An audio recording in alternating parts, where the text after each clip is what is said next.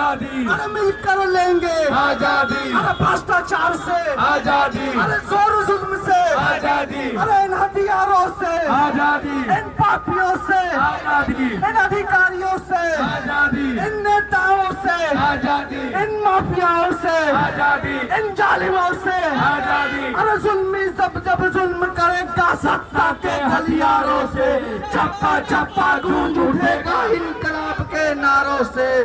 इनकलाब इनकलाब इनकलाब जिंदाबाद, और हमारी एकता जिंदाबाद जिंदाबाद जिंदाबाद। अरे नेता मन मेरी आँख खोल के देखो, पूरा डैम बंद है। जी, सारे पत्रकारों को मैं गोद ले लिया हूँ। दरोगा को 5 लाख रुपया का मुआवजा जी, और उसको 40 लाख। इसकी लड़ाई कल से मैं शुरू करने जा रहा हूँ। अरे लड़के लेंगे आजादी, अरे प्यारी प्यारी आजादी, अरे हक है हमारी आजादी, अरे बेटी आजादी, आजादी। क्या नाम है आपका? पांडे। कहाँ के रहने वाले आप? नगर के। किस बात की आजादी आप मांगते हैं? अभी तो आप बच्चे हैं, अभी आप बच्चे हैं, किस बात की आजादी आप मांग रहे हैं? आजादी मांग रहे हैं। बच्चा होने से क्या हो गया? बच्चा और बड़ा कहाँ रहेंगे हम? सरकार का पैसा देगा लड़ने के लिए, एक भी गरीब आदमी को पैसा नहीं लगेगा। मैं जब तक जिंदा हूँ किसी भी कीमत पर किसी को पैसा नहीं लगेगा। हम उनको आग्रह करेंगे कि आप अनशन तोड़िए, और अनशन तोड़ के मरने की जज्बा के साथ हम आपके साथ खड़े होंगे। वैसे मर के क्या होगा? यदि आप मरना चाहते हैं, इन लाखों लोगों के लिए मरने की तैयारी करिए। होगा गोली खाएंगे, मारे गोली जितना मारना है। मैं तो राजनीति नहीं। कहाँ के रहने वाले आप? राजनीति आती तो आपकी परेशानी क्या है? हम भी किसी न परेशानी है कि मेरा रूम खाली कराया जा रहा है, मेरे रूम चाहिए मेरे। की राजनीति करते। बहुत कुमार तिवारी, कहाँ के रहने वाले आप? लाइट रेडियो कॉलोनी जखी भी आके। अच्छा अच्छा, क्या आपकी परेशानी है? इस तरह से धूप में खड़े हुए, सच में गमछा रखे हुए हैं, क्या परेशानी है आपकी? हमको जबरदस्ती हम लोग का डेरा खाली कराया जा रहा है। हाँ? इसमें भूमि माफिया हाँ? लोग मिले हुए हैं। हाँ? और किसी कीमत पर हम लोग डेरा खाली नहीं करेंगे। हाँ, इसलिए आपका हम शुभ नाम क्या हुआ? कहाँ कहाँ के रहने वाले हैं? आज बंद का दूसरा क्या समस्या है जो आप इस तरह छाता लेकर धूप में, कड़ी धूप में आप खड़े हुए हैं? क्या परेशानी है आपकी? पूछ करेंगे। क्वार्टर खाली होना है, इसीलिए हम लोग। आपका भी क्वार्टर खाली हो रहा है? कितने लोग का क्वार्टर जो कि खाली कराया जा रहा है सरकार द्वारा, बिहार सरकार द्वारा?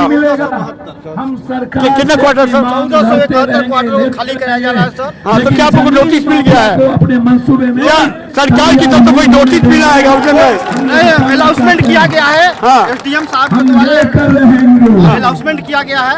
मर के लेंगे। आ रहा है, कहाँ जाए? अरे हक है हमारी, यही सरकार को नहीं बता रही। प्यारी। ये आपका शुभ नाम? जी, मेरा नाम हुआ धनंजय उर्फ भोला यादव। मैं मजदूर किसान का नेता हुआ, जन अधिकार पार्टी के पूर्व जिला अध्यक्ष हुए, वहाँ का जिला औरंगाबाद का। 5 दिन से यहाँ पे यानी कि धरना प्रदर्शन चल रहा था जी, भूख हड़ताल चल। यहाँ की आवाम भूख हड़ताल पे थी। जी जी। प्रशासन का कोई रोल, कोई रवैया अभी तक देखने को नहीं मिला। आज 5वां दिन यहाँ पप्पू यादव है, क्या आपने सुना उनकी बातों को? देखिए, उनका, हमारे आदरणीय नेता पप्पू यादव जी का कहना है कि कोई भी चीज प्राप्त करने के लिए संघर्ष की आवश्यकता पड़ती है। अगर आप संघर्ष में नहीं आएंगे, प्रशासन तक मीडिया के माध्यम से जो है कि अपनी आवाज को पटना और दिल्ली तक नहीं पहुंचाएंगे, संघर्ष नहीं करेंगे, तब तक जो है कि आपको जो आपका मुद्दा है वो कहीं ना कहीं अछूता रह जाएगा। इसलिए आज जो है कि पैदल मार्च जो है उनके दिशा निर्देश पे डेयरी के अंदर में 3 किलोमीटर का पैदल मार्च किया जा रहा है। अच्छा पप्पू यादव साहब पैदल मार्च कर रहे हैं, क्या उनकी लड़ाई किससे है? वो हमारे हक की लड़ाई के लिए पूर्णिया से चल के आए हैं। और हमारे स्थानीय जो भी नेता हैं वो यहाँ आज तक कदम उन्होंने नहीं रखा है। अच्छा अच्छा, ये पप्पू साहब यहाँ पे कितनी बना चुके हैं? ये अभी फिलहाल मेरे नज़र में 28 मार्च को आए थे। मैं यहाँ गवाह था। मैं भी बढ़ चढ़ के हिस्सा लिया था। और पिछले 5 दिन से हम लोगों ने मिलकर तैयारी की थी कि उनके आने पर उनका जोरदार भाषण हो। अरे लड़के लेंगे, अरे मर के लेंगे, अरे हक है हमारी, अरे छीन कर लेंगे, अरे लड़के लेंगे आजादी, अरे प्यारी प्यारी आजादी, अरे हक है हमारी आजादी, अरे बेटी मांगे आजादी, अरे गरीब मांगे अरे वर्कर मांगे आजादी, अरे रोहतास मांगे आजादी, अरे किसान मांगे आजादी, अरे गरीब मांगे आजादी, अरे मजदूर मांगे अरे डालमिया नगर मांगे आजादी, अरे देहरी मांगे आजादी, अरे मैया मांगे आजादी।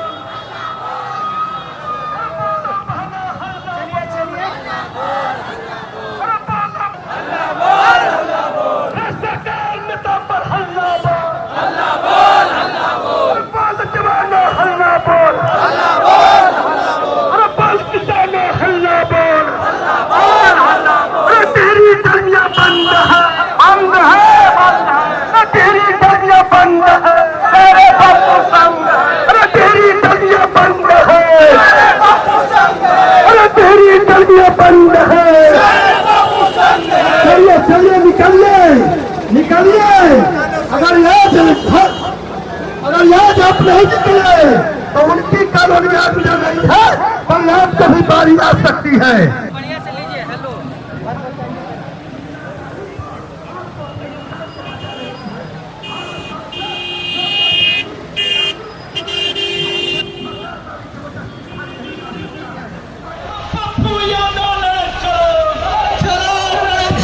साथियों साथ दो, साथियों साथ दो, अरे हक है हमारी अरे छीन कर लेंगे अरे लड़के लेंगे आजादी, अरे प्यारी प्यारी आजादी, अरे हक है हमारी आजादी, अरे बेटी मांगे आजादी, अरे गरीब मांगे अरे वर्कर मांगे आजादी, अरे रोहतास मांगे आजादी, अरे किसान मांगे आजादी, अरे गरीब मांगे आजादी, अरे मजदूर मांगे अरे डालमिया नगर मांगे आजादी, अरे देहरी मांगे आजादी। बिजली विभाग की बढ़ोतरी में बिल बढ़ोतरी बंद करो, बंद करो बंद करो। अरे नेता मंत्रियां खोल के देखो पूरा देश बंद है।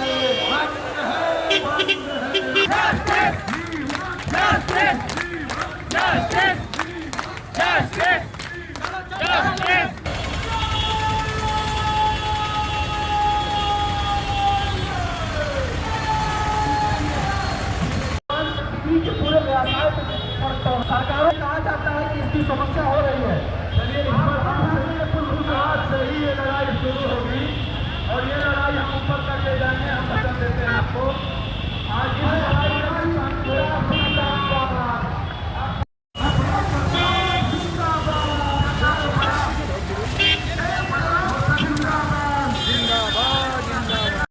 धन्यवाद, पैर पकड़ के धन्यवाद, पैर पकड़ के आप सबको धन्यवाद। साथियों साथ दो, डालमिया क्वार्टर को बचाना है। नहीं मेडिकल है, छोड़। प्रणाम डालमिया क्वार्टर के प्रणाम भैया, सम्मान में, प्रणाम भैया, प्रणाम भैया, डालमिया क्वार्टर के प्रणाम। आप सम्मान सबको मेरा पैर छू के प्रणाम। मैं प्रणाम। डालमिया क्वार्टर बहुत हमारी। अभी इंसान को बचाइए, पहले मरते चलिए, इंसान को बचाइए, मरते चलिए। रूट किधर से चलना है? सीधा उठा चलिए, सीधा सीधा सीधा डालमिया नगर, सीधा डालमिया नगर, सीधा। प्रणाम। अम्बेडकर चौक, इसके अगला मोड़ है अम्बेडकर चौक, वहाँ चले। प्रणाम।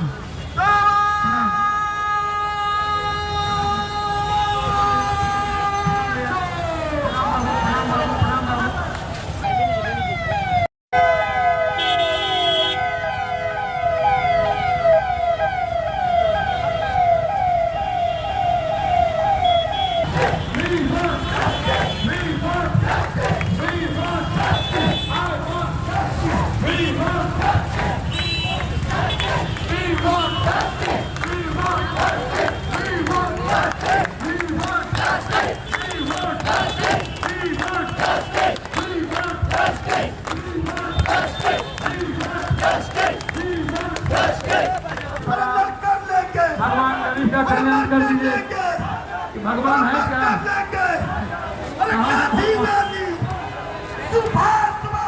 भैया प्रणाम, पैर छूके प्रणाम बाबा, पैर छूके प्रणाम। अरे टिक लो घर मकानों से, अरे मैं भी मांगू, अरे आप भी बोलो, अरे मैं भी बोलूं, अरे उल्टा बोल, अरे गुंडा से, अरे जिन छात्रों का खाना छोड़े, अरे जिनके ठीका एशिया का सबसे बड़ा औद्योगिक नगरी डालमिया नगर है और अब वहाँ के 1400 क्वार्टर खाली किए जाएंगे, ऐसा निर्णय प्रशासन ने लिया हाई कोर्ट के निर्देश पर। एक जो चमन था वह उजड़ने के कगार पे है। पप्पू यादव आए हैं उस आशियाना को बचाने के लिए। पहले तो आप इसको ऐसे समझिए कि रेलवे फैक्ट्री को लेकर के कई बार यहाँ पर शिलान्यास, कई बार ऐसी योजनाएं सरकार की, बिहार सरकार ने भी इतने बड़े औद्योगिक नगरी को पुनर्निर्माण के लिए कई बार पहल किया, शिलान्यास किया भाई। तो हम तो पहल उस ओर में बढ़ेंगे कि जब नेताओं के द्वारा, सरकार के द्वारा रेलवे फैक्ट्री की योजना यहाँ है और उसको करने की प्रक्रिया है, तो फिर यह इसके पीछे जो एक माफियाओं की बहुत बड़ी ताकत लगी हुई है। पदाधिकारी और माफिया इतने बेचैन क्यों?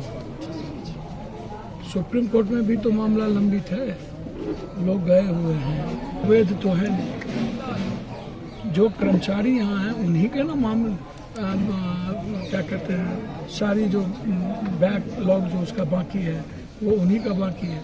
उसके बाद जो लोग आप इसी में निर्माण करने के लिए जो आप बार बार कहते हैं कि यहाँ डालमिया नगर को स्थापित किया जाएगा, रेलवे को स्थापित किया जाएगा, तो आप इसी के बदौलत बोल रहे हैं। तो लगातार जो ये प्रयास जारी है हाईकोर्ट, ट्रिब्यूनल कोर्ट के आदेश के अनुसार, तो मुझे लगता है कि हम सही तथ्य या तो रख नहीं पाए या नहीं तो कहीं ना कहीं एक गहरी साजिश है। तो हम तो सबसे पहले चाहेंगे कि जो कर्मचारी का भुगतान बाकी है उसको आप पहले दीजिए, जितने उसको करें। यदि हम डेयरी के उस पूरे के पूरे 1500-1600 जो क्वार्टर है, जिसका आप पूरी समझ लीजिए कि कितना संख्या होती है और कितने लोग, एक बाजार बसा हुआ है उस पर, उसको यदि हम उजाड़ देंगे तो डेयरी का जो चमन है वो तो बिखर जाएगा। तो मेरा सॉल्यूशन ये है कि हम लोग तो जो भी कार्रवाई होती है कर ही रहे हैं। हम सरकार से मांग करना चाहेंगे कि इसमें सरकार को इंटरफेरेंस करना चाहिए और सुप्रीम कोर्ट के आदेश आने तक पदाधिकारी को संयम दिखाना चाहिए, क्योंकि हम सुप्रीम कोर्ट में गए हुए हैं। तो हम चाहेंगे कि पदाधिकारी महोदय इस चीज़ों में उतावलापन ना दिखाए, संयम उसको दिखाए। दूसरी चीज़ जो सबसे बड़ी बात है कि डेहरी में जब एक तो ज़मीन नहीं है कहीं पर, जब डेहरी में हमारे पास इतनी बड़ी ज़मीन है तो आधी ज़मीन पहले ही माफिया और विभिन्न लोगों के हाथ आपने गिरवी रख दिया, बेच दिया, आप माफियाओं को दे दिया। छोटे छोटे माफियाओं को आप एकदम समझिए कि पौने दाम में आपने सब कुछ बेच दी। तो डेहरी की ज़िंदगी तो आपने माफियाओं के हाथ में दे दिया। तो निश्चित रूप से मैं समझता हूँ, अच्छा यहाँ के नेताओं की भूमिका डेहरी के पक्ष में क्यों नहीं है? नेता यहाँ के सांसद, एमपी, मंत्री, संतरी डेयरी को लेकर के, जिस डेयरी से औद्योगिक नगरी जिसको एशिया में मैं समझता हूँ कि डेयरी का नाम एशिया में सबसे ऊंचा था। बिहार में डेयरी से हमको गर्व होता था और सासाराम की पहचान डेयरी से थी। और डेयरी रेलवे स्टेशन दुनिया जानती है, सासाराम नहीं जानता है। दुनिया की सारी एक्सप्रेस डेयरी में रुकती है और डेयरी के ज़िंदगी को ख़त्म करने में लोग लगे हुए हैं। तो हम डेयरी की जनता से अपील करेंगे कि इसमें आप सब लोग सहयोग करिए और सर्वोच्च न्यायालय के आदेश आने तक आप हमको मोहलत दीजिए। इस बीच में सरकार से भी हम मिलेंगे, अपनी बात रखेंगे। लगातार सरकार, हम लोकतांत्रिक तरीके से जरूरत पड़ेगी तो हम पदयात्रा भी करेंगे, जरूरत पड़ेगी तो हम निश्चित रूप से भूख हड़ताल पर बैठना भी पड़ेगा। पूरे परिवार को लेकर के तो हम जनता सरकार के सामने बैठेंगे। लेकिन लाठी का कोई सॉल्यूशन नहीं है और तोड़ने का कोई सॉल्यूशन नहीं है। यदि 2 तारीख को इस तरह के जबरन तोड़ने की कोई प्रक्रिया हुई तो मैं समझता हूं कि हम लोग के पास मरने के अलावा दूसरा कोई रास्ता नहीं है। हम लोग अपने अधिकार के लिए और डेयरी को बचाने के लिए सर्वस्व त्यागी। दूसरा चीज किन बातों को लेकर सुप्रीम कोर्ट में क्या क्या आपके तरफ से दिया गया है? मेरे तरफ से नहीं, यहाँ के जो पूरी कमेटी है डेयरी, उन्होंने सारे जो भी मेरे ख्याल से जो एक्ट कहता है और जिस एक्ट के तहत जो जो चीज़ें दी गई, एक तो आप पहले समझिए कि डेयरी को तो बंद नहीं कर दिया गया ना कि कोई नया स्थापना नहीं होगी, कोई नया पुनर्गठन नहीं होगा, पुनर्निर्माण नहीं होगा। जब बार बार आप शिलान्यास कर रहे हैं, नए डेयरी को बनाने की बात कर रहे हैं, तो हमारा पक्ष तो बिल्कुल मजबूत है कि हम डेयरी को उजड़ने नहीं देना चाहते हैं। सरकार डेयरी पर, जैसे एम्स के लिए आप जमीन दी है या अन्य जगहों पर आप एयरपोर्ट के लिए आप लगातार जमीन ढूंढा जा रहा है, मेरे पास जमीन है तो हमको जीने दीजिए ना, डेयरी को निर्माण होने दीजिए। डेयरी जिस चीज़ों से जाना जाता था, हम उस सवाल को लेकर, कर्मचारी के जो भुगतान है उसके सवाल को लेकर, कर्मचारी का जो और भी चीज़ें अलाउंस से लेकर के फिर जो भी चीज़ बकाया है, जो राइट है, उसके सवाल को लेकर 65 साल, 60 साल, 55 साल, 50 सालों से जो कर्मचारी वहाँ रह रहा है, और उसके बाद पूरा का पूरा आप देख रहे हैं कि डेयरी को उजारने में नेताओं की भूमिका सबसे ज़्यादा रही। रेवेन्यू चाहिए तो हम सरकार रेवेन्यू हमसे ले, हम रेवेन्यू देने के लिए तैयार है, लेकिन माफिया को सरकार क्यों देना चाहती है, बेचना चाहती है, मेरा यहाँ सवाल सीधा। अच्छा, एक चीज़ बताया जाए कि तत्कालीन रेल मंत्री लालू प्रसाद यादव और सोनिया गांधी ने रेल कारखाना का शिलान्यास किया था, उसके बाद सरकार बदली और 10-15 सालों से जो सरकार है केंद्र में, तो ये रेल का जो कारखाना का शिलान्यास हुआ था वो बंद हो गया। आप क्या डिमांड करना चाहते हैं प्रधानमंत्री? मैं तो पूरा डिमांड है, यूपीए की सरकार ने जिस रेलवे के निर्माण के लिए गठन किया था, और छोटी बात नहीं है, यूपीए की सरकार सोनिया गांधी और लालू यादव जी ने जिस तरीके से कई जगहों पर, जैसे नीतीश कुमार ने भी हरनौत को, लालू यादव ने भी छपरा में, डेयरी में इसको पुनर्निर्माण की बात की थी। तो जो एनडीए की सरकार है, जो बात कहती है कि हम उद्योग को लाएंगे, पूंजी निवेश करेंगे, तो क्या कारण है? 9 सालों से ये है, 6 साल अटल जी थे, तो 9-6 आप जोड़ लीजिए, तो उसके बाद अभी तक इसको नए सिरे से रेलवे फैक्ट्री के लिए कोई शुरुआत क्यों नहीं की है? इसका मतलब है कि बिहार के प्रति उदासीनता है एनडीए की सरकार, और शिलान्यास होने के बाद नहीं बनना, ये तो गलत है। तो इसीलिए इसमें सुप्रीम हाईकोर्ट से आग्रह करेंगे कि सरकार ने शिलान्यास किया है, आप आदेश दीजिए कि वहां पर फैक्ट्री बने, और हमको आप मार्केट वैल्यू का आधा करके, कर्मचारी जो हम, क्योंकि कर्मचारी ने अपनी जिंदगी दिया है, कर्मचारी ने अपना मेहनत किया है, उस पर आप मार्केट वैल्यू को पूरा नहीं कर सकते। हम जितना सरकार को देते हैं उससे आप 1 गुना और बढ़ा दीजिए, आपको जो लगता है उसको बढ़ा दीजिए जिससे सरकार को रेवेन्यू जाए। लेकिन जब 13 साल, 14 साल, 15 साल के बाद आप प्राइवेट जगहों पर आप नहीं खाली करवा सकते हैं, तो 60 साल, 55 साल, 50 साल के बाद लगातार आप खत्म करने की तैयारी, ये तो अनजस्टिस है ना, डेमोक्रेसी के लिए भी, संविधान के लिए भी, कानून के लिए भी। तो अभी जो जनता की लड़ाई है, जो हालात है, वो उस पर सवाल करिए। अब मेरे बारे में जनता तय करती है, समय आने दीजिए, सब कुछ समय पर आपको मिल जाएगा, टाइम तय करते हैं। और मैं कम्प्लीटली इंडिया के साथ हूँ, कांग्रेस मेरे खून में है, कल्चर में है, कांग्रेस के साथ मैं खड़ा हूँ हमेशा। कांग्रेस, राहुल गांधी, प्रियंका गांधी, हमेशा जब भी ये सवाल हुआ है कांग्रेस के साथ खड़ा रहा हूँ, और मैं हमेशा इस बात को दोहराता रहा हूँ कि मैं इस देश की डेमोक्रेसी और हिस्ट्री को बचाने के लिए, संविधान और लोकतंत्र को बचाने के लिए, इंसानियत को बचाने के लिए, इस देश की महंगाई और बेरोजगारी के सवाल पर हम सबको इंडिया को मजबूत करना चाहिए। हम इंडिया के साथ हमेशा जाने की बात करें। एक कड़वा सवाल है, बिहार में पुलिस, प्रेस और पब्लिक, ये तीनों निशाने पर है अपराधियों का, नेता सुरक्षित है? क्या लगता है कि नेता और अपराधी, नेता, अपराधी, माफिया, जमीन माफिया, बालू माफिया, शराब माफिया, और ये समाज दोषी है इसके। समाज अपने अपराधियों, अपने जात के अपराधियों को प्रोटेक्ट करती है। क्या बात। और समाज चाहती है कि मेरे ही जात का अपराधी चुनाव लड़े, बालू माफिया लड़े।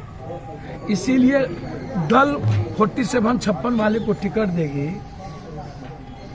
और शूटर सबको टिकट देगी, और बालू माफिया को आप एमएलसी में टिकट दीजिएगा, जो इस बिहार का सबसे बड़ा माफिया है। तो सब बालू शराब को टिकट दीजिएगा, एमएलए में एमपी में उन्हीं को टिकट दीजिएगा, और हमारा सब पार्टी हम में नंगा, और हम लोग उस ऐसे ही लोगों को तवज्जो देंगे।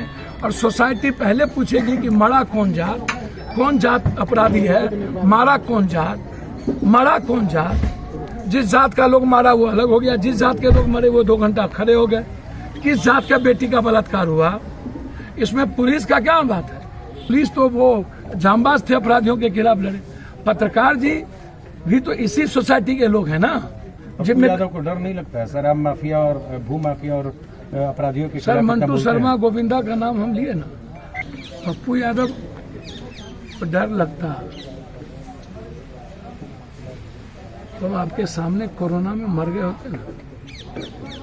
जिस पप्पू यादव को कोरोना में नहीं डर लगा, पूरी दुनिया डरी, वर्ल्ड डरा, हमने नहीं डरा। जो पप्पू यादव 40 सालों से सड़कों पर गोली और लाठी का सामना किया हो, उस पप्पू यादव को अपराधी माफिया और नेताओं से डर होगा? उस ऐसे नेताओं से जो अय्यासियों का धंधा करते हैं, जो दुनिया को पहुंचाता है सारा धंधा, जो नेता भर दिन फोन देखते हैं। इच्छा मृत्यु की, जान देने की और फांसी लगाने की बात कर रहे हैं आप, उनका सर मरता क्या नहीं करता, बट नेचुरल है। जब आप वैसे भी मारोगे और हमारे बच्चे सपना देखना छोड़ दिए, उम्मीद खत्म हो जाएगी, तो बुजुर्ग तो मरेंगे ना। बुजुर्ग तो तय करेंगे अपने बच्चों के इतिहास के लिए। अभी आपने जात की बात किया, तो जो सत्ता में जिस जाति का है, अभी ज्यादातर हत्याएं उन्हीं की हो रही है, जैसे यादव ओबीसी की होती है हत्या, ज्यादा वो ओबीसी की नहीं होती। हम प्रमुख की हत्या में आए थे कि नहीं, चंद्रिका जी की हत्या में आए थे कि नहीं, हम सारे मर्डर में आए हैं कि नहीं, क्या हुआ, चंद्रमा में आए थे कि नहीं। किसी जाति अपराध है। इसको कैसे लेते हैं? इसको कैसे लेते हैं? आशुतोष साहब भूमिहार नहीं है, ईशा सिंह जो किडनैप पे भूमिहार नहीं है, खुशी पासवान को मारा गया भूमिहार नहीं है, मोतिहारी में भी मारा गया राजपूत नहीं है, भारत जलपान की सभी जात की हत्या हो रही है, किसी पर्टिकुलर नहीं। आप इसको ऐसे समझिए, एक जाति की बात नहीं है। हो सकता है उसमें कोई जाति ज्यादा लोग टारगेटेड हो गए, मर रहे हैं, तो न प्रमुख साहब में न्याय मिला। तो सर पप्पू यादव अपराधी के खिलाफ है। एक सिंगल आदमी, मैंने पहले भी कहा कि मैं जाति धर्म मजहब हिंदू मुसलमान बैकवर्ड फॉरवर्ड नहीं करता हूँ, आप बेफिक्र हैं।